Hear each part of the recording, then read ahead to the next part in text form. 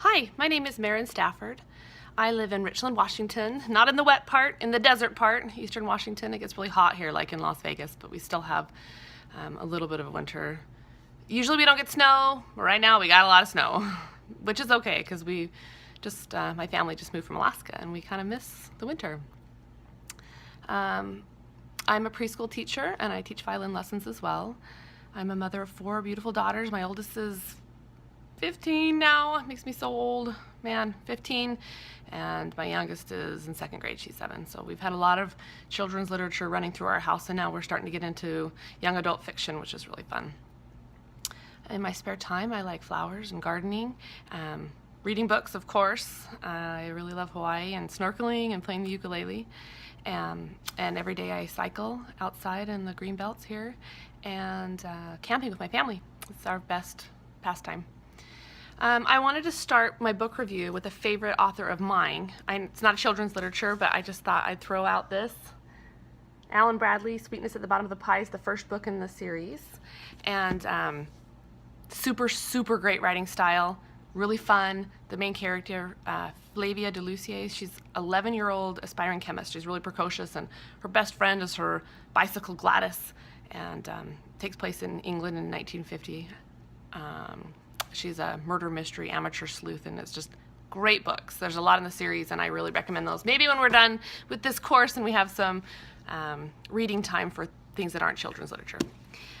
When I was in 2nd grade, my teacher read the BFG to us and aloud, and that was when I fell in love with fantasy. That's just one of my favorite books. And for Christmas this year, my girls got the movie, the BFG, and that was a lot of fun to see it put on screen. But that's one of my favorite books. And out of all my 4 girls, my third is the only one who's kind of struggled with getting into reading. And she's just so active that she just doesn't want to sit down and take the time to read. And so we searched through different genres to find something that she was interested in.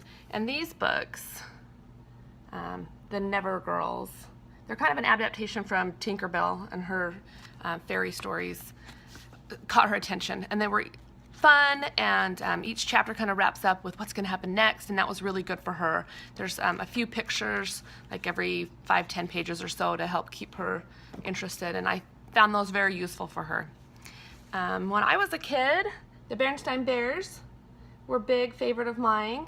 Every time my parents would go on a trip, they would bring home a book as a souvenir, and Berenstain Bears were a big one that we were collecting. They were really fun. They helped teach good life lessons, or good stories.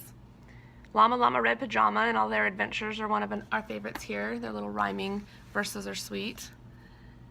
Imogene's Antlers and Sylvester the Magic Pebble. Those are 2 really imaginative, fun stories that read well.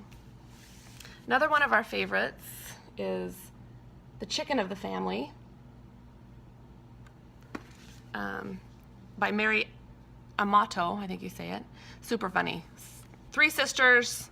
The 2 older sisters are kind of mean to the younger sister and try to convince her that she's a chicken, and it's just really funny. I have some other favorites that I didn't have with me, childhood favorites that I thought were worth looking at. I put some of the books on there that I talked about. Henry's Awful Mistake, The Man and the Afternoon Cat, But No Elephants. Super fun. I'm not even sure if they're really in print anymore. You might be able to find them online.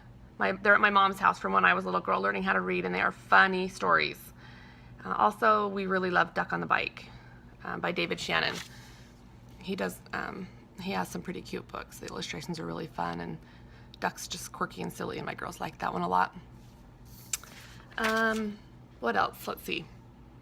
Love to read, love kids books. My shelves are overflowing. Every year we have to kind of do inventory and decide what's gonna stay and what's gonna go, and I recently just passed on like 2 boxes of early readers, those really early first readers, because my baby's in 2nd grade now and she's starting to get into chapter books, and I just needed the shelf space for the next phase.